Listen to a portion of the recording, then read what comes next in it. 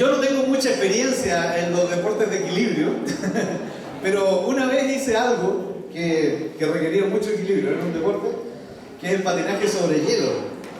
Alguna vez me invitaron, fuimos, parece con las niñas, un día de familia, fuimos a patinar sobre hielo a un lugar que hay aquí en Santiago.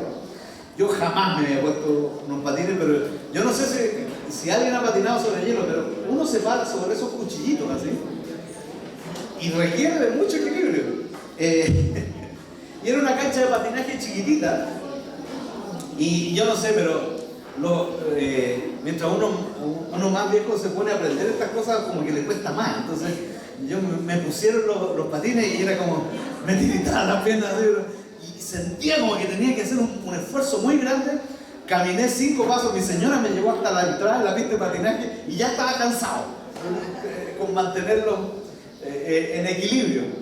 Y era una pista muy pequeña y las niñas llegaron, y las niñas, como son chiquititas, se pusieron los patines y empezaron, después de una vuelta que se dieron en una barra de entrenamiento que hay alrededor, ya después se largaron solas. Pero yo me metí y empecé a andar por la barra de entrenamiento, así como que con mucho temor y temblor, más con temblor que con temor, pero andaba ahí en la barra de entrenamiento y ya después de un par de pasos me sentí como más canchero y decidí hacer esto. Estaba recién empezando, entonces decidí hacer esto. Estaba la barra de entrenamiento ahí y decidí cruzar de un lado a otro la pista de patinaje. Yo dije, si pego 2, 3 patinadas bien, llego al otro lado. La calculé. Entonces, ya, me pegué una patinada, la otra, y como a la tercera, me pego un porrazo al medio de la pista, sí, al medio de la pista. Y quedé así, como sapo, y está muy lejos de la barra de entrenamiento de allá y muy lejos de la otra. Entonces hice algo, una de las cosas que más vergüenza me ha dado en mi vida. Es cómo me paro de nuevo, recuperar el equilibrio sin apoyo. Y agarré, me di vuelta y empecé a gatear así. Hasta la otra barra de entrenamiento, una vergüenza colorada. Yo miré a mi esposa que estaba afuera para que me dé una mirada de apoyo, así, vamos, tú puedes. Y estaba muerta de la risa. Habían unas adolescentes ahí en la pista de patinaje, 2 niñitos, que para no reírse en mi cara se dieron vuelta, pero yo me daba cuenta que hacían. Y al fondo mi hija estaba así con cara de papá. ¿Por qué? Porque requiere mucho equilibrio el andar en patines y a veces el tener equilibrio es una cosa que hay que practicar. Nosotros en la viña también buscamos mucho el equilibrio. Un autor que se llama Bill Jackson de la viña escribió un libro que se llama En busca del centro radical. En internet está este libro, está en formato digital, gratuito, ustedes lo pueden bajar. Se llama En busca del centro radical y habla un poco acerca de la historia de la viña. Y cuando uno lee la historia de la viña, vemos cómo de alguna manera en general el movimiento ha buscado centrar su quehacer no en un extremo ni en el otro, sino en el medio. Dice: un movimiento de iglesia saludable es capaz de aferrarse a ambos lados de una tensión, valorando a ambos sin tener que renunciar a uno de ellos. Eso lo escribió Bill Jackson en el libro En busca del centro radical. Otro libro de la viña que habla de lo mismo y que está en librerías aquí en Chile también, se llama Evangélicos Empoderados. Rich Nathan es el pastor de la iglesia donde fuimos ahora en Estados Unidos a la conferencia mundial, y él en este libro Evangélicos Empoderados resume la tesis de lo que es el movimiento viña, y dice: la viña es un movimiento de iglesias que busca lo mejor del mundo evangélico, conservador y del carismático. La viña es un movimiento que busca un equilibrio sano entre puntos que comúnmente se consideran contradictorios entre sí. Y hoy vamos a hablar acerca de cuáles son algunos de esos equilibrios que buscamos en la viña.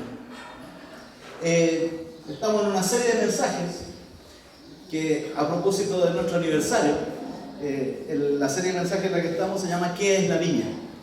Y el título del mensaje de hoy está basado en este particular punto, en que los equilibrios que buscamos nos hacen un movimiento singular. No mejor ni peor que otro, pero sí muy particular. Por eso el título del mensaje se llama Nuestra singularidad, las tensiones que asumimos. Oremos.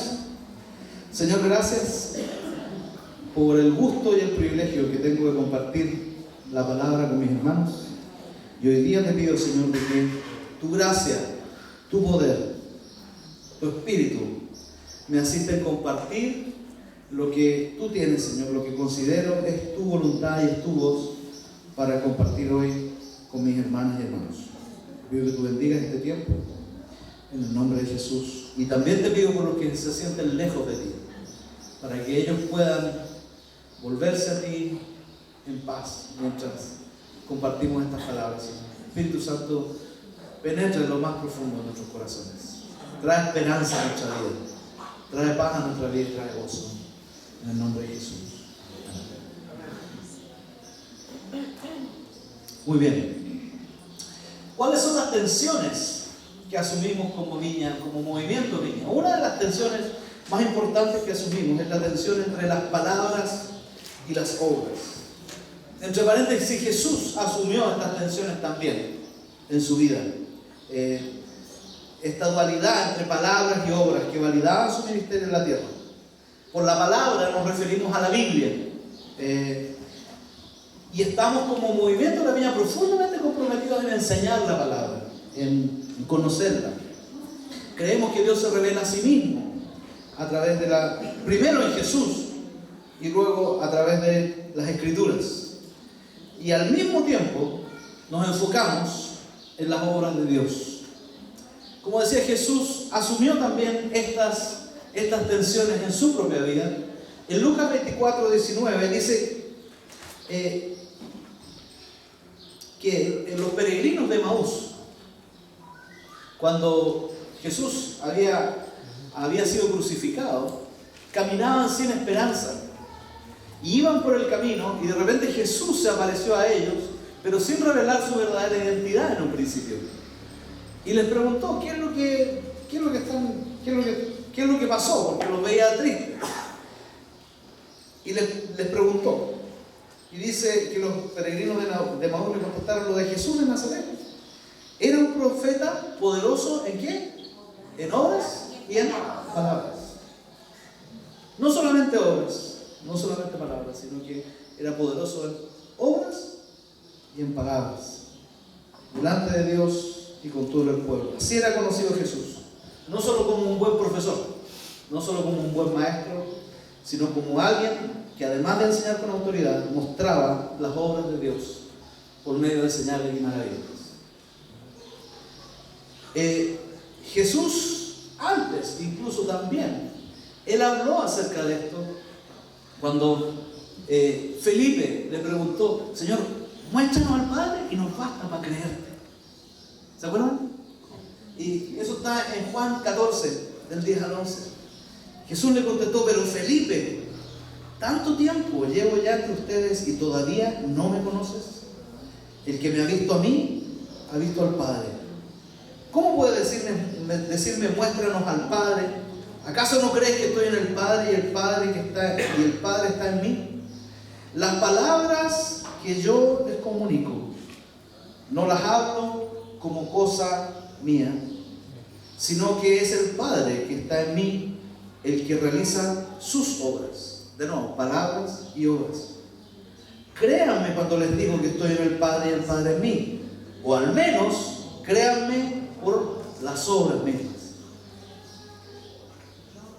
Jesús estuvo y manejó esta tensión entre palabras y obras.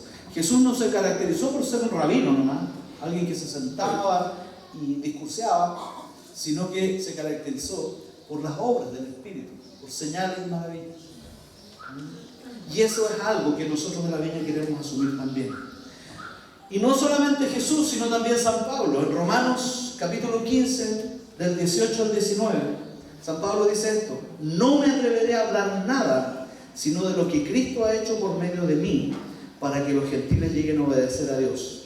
Y miren cómo lo hizo. Dice: lo he hecho con palabras y obras. Con palabras y obras, mediante poderosas señales y milagros, por el poder del Espíritu de Dios. En la viña, al igual que Jesús y Pablo, buscamos asumir esta tensión entre palabras y obras. No es fácil, no es fácil, pero tenemos que asumirlo. Wimber lo decía así. Él comparaba a las iglesias que enfatizaban solamente la palabra y no las obras. Él lo comparaba con una persona cuando iba a un restaurante y que se le pasaba un menú, ¿no es cierto? Y que en lugar de comer la comida, se comía el menú. Entonces, Wimber tenía esta frase, decía: no se coman el menú. El menú nos indica algo, lo que tenemos que hacer. No se coman el menú, esto no es la comida. No se coman el menú. Lo otro que también decía Wimber al respecto era esto: las palabras y las obras nos dicen y a la vez nos muestran lo que es el reino de Dios. Cuando nosotros hablamos la palabra, se nos dice que es lo que es el reino. Pero cuando nosotros hacemos las obras, orar por los enfermos, echar fuera demonios, sanar personas, dar de comer a los pobres, ¿sabes qué es lo que estamos haciendo? Estamos mostrando el reino de Dios, más que solo palabras, porque la palabra de Dios dice que el reino de Dios no consiste en palabras, sino en poder. Eso es lo que dice en qué consiste el evangelio.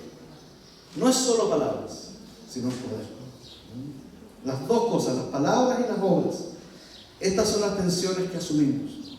Los grupos pequeños en nuestra iglesia tienen ese propósito. Formamos en la palabra, aparte de la comunión y la oración.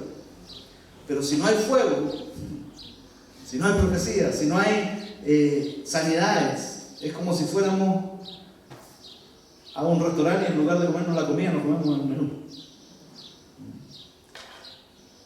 Es como si tuviéramos un brazo más largo que el otro, una pierna más corta que la otra. Necesitamos ambas cosas. No necesitamos o lo uno o lo otro, necesitamos ambos. El equilibrio entre palabras y obras es lo que nos hace una iglesia saludable. ¿Qué es lo otro? ¿Cuál es la otra tensión? El otro equilibrio que abrazamos. Somos reverentes e informales a la vez. Somos reverentes e informales a la vez. Tenemos un estilo relajado de ser iglesia. ¿Cuántos se han dado cuenta que no somos muy formales aquí? Nadie más se ha dado cuenta que pero a la vez somos reverentes con las cosas de Dios. Nosotros tomamos muy en serio las cosas de Dios. Somos relajados, pero nos tomamos muy en serio lo profundo del Señor. Y Jesús también tuvo esta tensión. Quiero leer con ustedes esto. Juan 2, versículo 11. Es el milagro de las bodas de Caná. Al final del milagro, dice: esta es la primera de sus señales, la que hizo Jesús en Caná de Galilea. Y así reveló su gloria, y sus discípulos creyeron en él. A mí me intriga que el primer milagro de Jesús no fue liberar a un endemoniado. Realmente me intriga. ¿Se ha preguntado por qué no liberó a un endemoniado? Así como que hubiese atraído a mucha gente. O sanar a un enfermo, así como bien mal, así que lo sanen. El primer milagro fue convertir el agua en vino. Y para una fiesta, donde según lo que decía el que manejaba la cosa del vino, decía: ya estaban medio emparafinados todos. Eso es lo que dice la palabra. A mí no me venga, después discuta con la Biblia. Yo estoy diciendo lo que la Biblia dice, ¿no? Porque el maestro de sala le dijo: oye, pero le dicen al novio: oye, guardaste el mejor vino para el final, esto ya está todo. y guardaste el mejor vino. ¡Qué desperdicio! Imagínense, el primer milagro que el Señor hizo fue darle vino a un montón de gente que estaba en una boda, en un matrimonio, y que ya se habían bebido la mitad, se habían tomado hasta la molestia. Yo creo que eso más que... Yo creo que el Señor tiene su sentido del humor en ese sentido. No hizo grandes milagros, no calmó la tormenta, eso lo hizo después. Pero lo primero que hizo fue transformar el agua en vino. En un cazuela. Sin embargo, nadie podría decir que Jesús no tomaba en serio las cosas de Dios. ¿No es cierto? La palabra de Dios nos dice que Él hacía solamente lo que veía hacer al Padre. ¿Sabes? Tomaba muy en serio. Hacía solamente lo que veía hacer al Padre. Su estilo era muy distinto al del resto. ¿Saben por qué la gente se acercaba a Jesús y no a los fariseos? Porque los fariseos se sentaban en la sinagoga y tú tenías que ir donde ellos y escucharlos, cómo hablaban. Jesús, ¿sabe qué? ¿Dónde enseñaba? En la calle. Se sentaban en una montaña y venía la gente y Él les hablaba. Y no tenías que ser judío, no tenías que entrar al templo, purificarte, ni una cosa, tenías que escucharlo. Su estilo era mucho más relajado que cualquier otro de su época. Tanto que convirtió el agua en vino, como su primer milagro. Podría haber hecho muchas más cosas.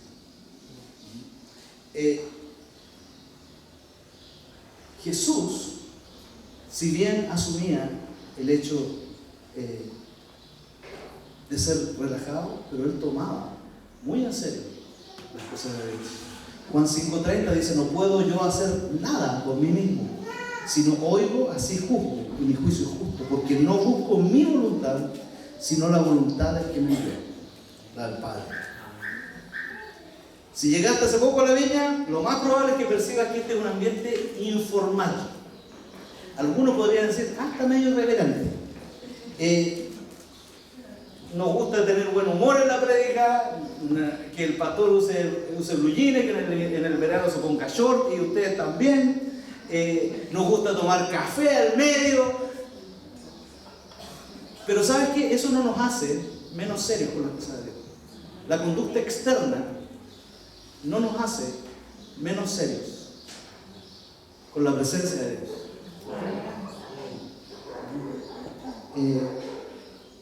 También se ocurre una falla técnica en la reunión, no le damos tanta importancia. Porque ¿saben qué? No nos tomamos tan en serio nosotros mismos.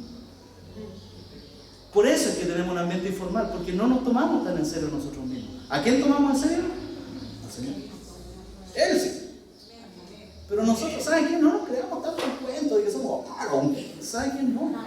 No es así. Si no fuera por la presencia de Dios, tú y yo no estaríamos aquí. Ni siquiera conoceríamos al Señor. Porque tú y yo no salvamos a nadie. Esa es la verdad. No sanamos a nadie. Por eso tomamos en serio las cosas de Dios. Ya nosotros no tanto. La viña siempre ha sido conocida por tener un estilo informal en sus reuniones, donde combina la adoración apasionada, así desatada, con momentos muy tiernos de intimidad y además con enseñanza bíblica sólida. Entonces, una de las tensiones que abrazamos, aparte de las obras y las palabras, es el hecho de ser reverentes e informales. La otra tensión que abrazamos es que somos espirituales, pero a la vez no religiosos. Amén. Gracias, mi amor.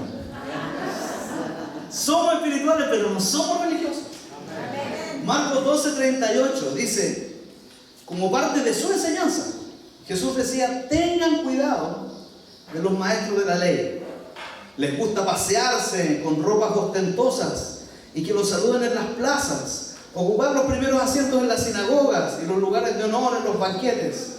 Se apoderan de los bienes de las viudas y a la vez hacen largas plegarias para impresionar a los demás. estos recibirán peor castigo. Fuerte. Jesús criticaba duramente a los fariseos. ¿Sabe quién no criticaba a los adúlteros? No criticaba a los endemoniados. Pero con los fariseos era pesado. Era pesado. ¿Por qué? Porque dice que los fariseos hacían largas oraciones para ser vistos por los demás. La motivación del corazón no era una motivación pura. Cada vez que diezmaban, tocaban una trompeta delante. Aquí viene el fariseo Sharuf a dar su... Eso dice. Eso dice. Contrataban unos trompetistas así como para... Ahora, ¿está mal orar? No. ¿Está mal diezmar? Tampoco. El asunto es que la motivación del corazón es algo que el Señor ve. Y nos ve cuando nuestro espíritu es religioso. Y nosotros queremos ser espirituales, pero no queremos ser religiosos. Ser religioso significa, además,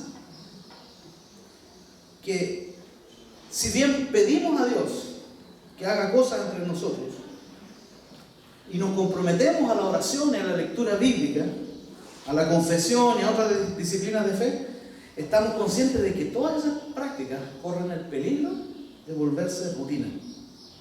Sin una fe real, sin una fe auténtica que lo respalde. Y nosotros elegimos vivir en esta tensión. Elegimos, buscamos el poder del Dios vivo, el poder del Espíritu Santo, y además estamos dispuestos siempre a reconocer que podemos apartarnos de la verdadera devoción al Señor y caer en una religiosidad. Tenemos que cuidarnos de eso. En su mejor expresión, esto es una forma de humildad que nos caracteriza.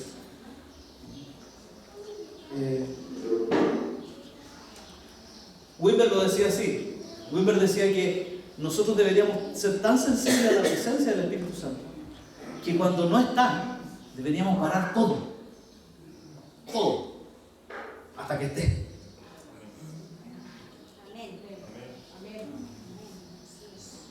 Eso era lo que decía Wimber.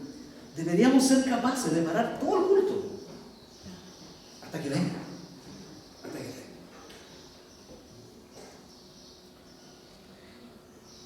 Entonces, asumimos palabras y obras, asumimos que somos informales, pero a la vez somos reverentes. Asumimos también que somos espirituales, pero a la vez no religiosos. ¿Qué otra atención asumimos? Asumimos que buscamos la compasión y lo sobrenatural. Jesús alimentó a los pobres, sanó a los desvalidos, ejercitó lo sobrenatural, todo como una sola cosa. No fue separado. Hay teólogos que dicen que los milagros que hacía Jesús era para respaldar su mensaje, para llamar la atención de otros acerca de su mensaje. Otros dicen que los milagros que hacía Jesús eran por la fe de la gente. Y ambos tienen cierto grado de razón, porque el Señor oró por alguien y cuando fue sanado le dijo: hija, tu fe te ha sanado. Pero no necesariamente es la motivación más profunda por la cual el Señor hacía los milagros y las señales. Lucas 7:13 habla acerca de la resurrección del hijo de la viuda y dice: al verla el Señor, ¿qué dice? Se compadeció de ella y le dijo: no llores. Entonces se acercó y tocó el féretro, y los que lo llevaban se detuvieron, y Jesús dijo: joven, te ordeno que te levantes. Esa oración es tan larga del Señor. ¿Ha visto las oraciones del Señor? ¿Ha leído alguna vez las oraciones del Señor? Ven, sal fuera. Esas son las oraciones del Señor. Y ahora, levántate. Y la otra fue más larga. El paralítico le dijo: levántate y anda. No hizo ninguna larga oración. Fue así. Y dice la Biblia que el muerto se incorporó inmediatamente y comenzó a hablar, y Jesús se lo entregó a su madre, y todos se llenaron de temor. y alababan a Dios. Yo no sé si usted ha visto un muerto resucitar alguna vez. Yo creo que me desmayaría. Porque tiene que ser muy impresionante. Conocí a alguien que resucitó a los muertos y ya me parecía increíble. Una vez conocí un pastor de Maipú que resucitó a los muertos. Y yo lo veía así al frente mío y yo no podía creer que ese hombre había estado muerto. Fue tanto que la posta central tuvo que autorizarlo a filmar un video, porque había gente orando por él cuando había muerto. Y el camillero se lo estaba llevando ya a la morgue, lo habían desconectado y todo, se lo llevaron a la morgue. Y mientras llevaba, dos horas muerto. Y mientras el camillero iba hacia la morgue con él, de repente el camillero sintió una mano que le agarraba el brazo, ¿sí? Y se sienta, el hombre, tipo pidió licencia, estuvo como 6 meses con el shock, la impresión. Y él resucitó a los muertos y nosotros lo veíamos yo hablé con él así, y lo veía así comiendo frente a mí, yo no lo podía creer. Yo nunca lo vi resucitar, pero conozco su testimonio. Imagínate ver resucitar a alguien. Pero ¿qué es lo que pasa? Nosotros buscamos la compasión y lo sobrenatural. Lo que motivaba al Señor era la compasión. Marcos 6:34. Miren lo que dice. Cuando Jesús desembarcó y vio tanta gente, ¿qué dice? Tuvo ¿qué? Compasión de ellos, porque eran como ovejas sin pastor. Y les habló, y después ¿qué hizo? Los alimentó. Hizo un tremendo milagro de la multiplicación de los panes y los peces. ¿Por qué? Compasión. Él tenía compasión. Lo que motivaba y lo que motiva a la iglesia es la compasión. Muchas iglesias tradicionalmente la iglesia ha manifestado estos dos aspectos, lo sobrenatural y la compasión, como dos cosas separadas. O crees en lo sobrenatural o crees en la compasión. Por lo general las iglesias que son más adictas al tema de la compasión no creen para nada en lo sobrenatural, o los que creen en lo sobrenatural como que no pescan mucho en la compasión. Pero ¿sabes que en la Biblia están las dos cosas? Y Jesús nunca las separó. Por eso es que nosotros abrazamos esto, de que lo sobrenatural tiene que ir de la mano con la compasión. Y tenemos que mantenerlo en equilibrio. Wimber decía esto: el mismo Señor que dio vista a los ciegos y produce milagros a través de nuestras manos, es el mismo que alimenta a los hambrientos a través de nuestras manos y tiene cuidado de los inmigrantes. Nunca debemos ignorar a los pobres y a los necesitados. No podemos malgastar un avivamiento del Espíritu de Dios en nosotros mismos. Yo sé que Dios está derramando su Espíritu sobre la iglesia. ¿Sabes qué? Eso no es para ti nomás, no es para mí nomás, no es para malgastar el avivamiento en nosotros mismos. Hay gente que necesita que nosotros extendamos una mano de amor. Si Dios te da, no es para que estés contento o contenta. No es para que engordes espiritualmente. Es para que tú des a otros. De lo recibido de gracia, damos.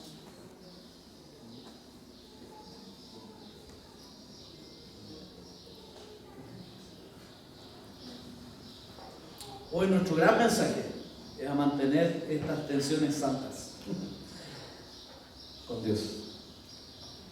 A veces nos extralimitamos en cosas con nuestra familia, nos ponemos muy privados, demasiado expuestos. Pero Dios quiere que también en esos aspectos tengamos equilibrio. Y quiero hablar en especial a familias y a personas que han sido dañadas en este sentido por las relaciones. Cuando tú has sido dañado o dañada por las relaciones, la tendencia es a cerrarse y a ocultarse y a que nadie se meta en mi vida, ¿cierto? ¿O no? Amén. A menudo pasa eso. Y caemos en los extremos. A nosotros nos pasó, sobre todo cuando recién abrimos la iglesia, éramos como bien hippies, y todo fue venir a la hora que sea, a la casa y tal, lo mismo, y Y resulta que después de que tuvimos un par de días, nos fuimos al otro lado del péndulo, nos cerramos. Y no solamente no recibíamos a nadie de la casa, sino que además teníamos todo el control. Entonces yo tocaba la guitarra, yo predicaba, me faltaba pasar la ofrenda, ¿no? Pero hacía todo yo. ¿Por qué? Porque había sido dañado. Y poco a poco el Señor me fue haciendo entender de que en realidad el amar es parte del amar, es abrir la vida a otros. Y no significa que voy a ser, no sé, un John Lennon contemporáneo, pero sí tener una vida abierta a otros. Y compartir con otros, más allá de tu familia. ¿Me entiendes? Dios nos pone en una comunidad de fe porque hay algo más grande que nuestra familia nuclear. Dios te pone en una comunidad de fe para que puedas compartir con otros que son diferentes a ti y a mí. Distintos. Somos parte de una comunidad más grande. En la Viña decimos nuestra familia extendida. Somos una familia extendida. O sea, ustedes son familia extendida para mí. Yo lo soy para ustedes. Y cada uno de nosotros necesitamos tener una actitud abierta. Por eso hoy día la Santa Cena fue no con tu mamá, no con tu papá, no con tu esposa, con tu esposo, sino que con alguien más. Porque de eso se trata la vida. De eso se trata el cuerpo de Cristo. No se trata de yo solito y el Señor. Se trata de que nosotros somos una comunidad de fe. Y esta es la familia de Dios. Nosotros somos la familia de Dios. Tú y yo somos la familia de Dios. Y como tal necesitamos abrirnos a otros. Amén.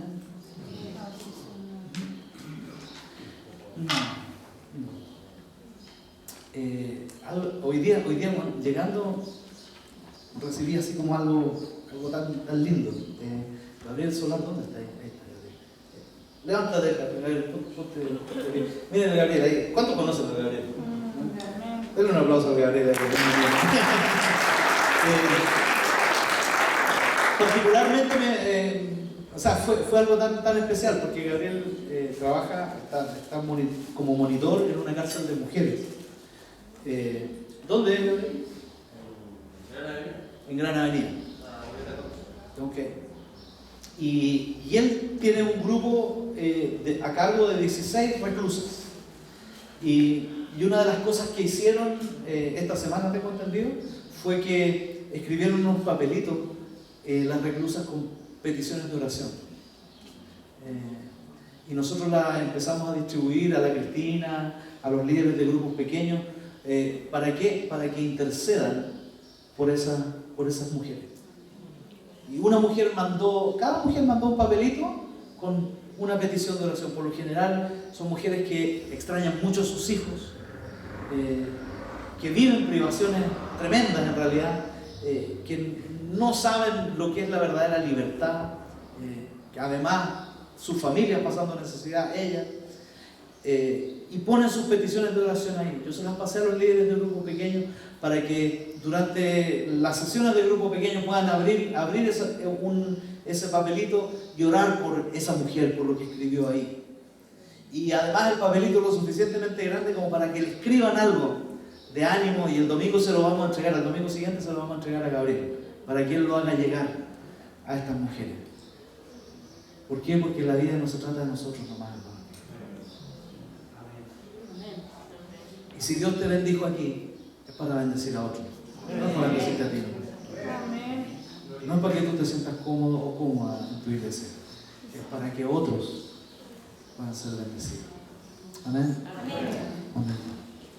Les voy a pedir que se pongan de pie.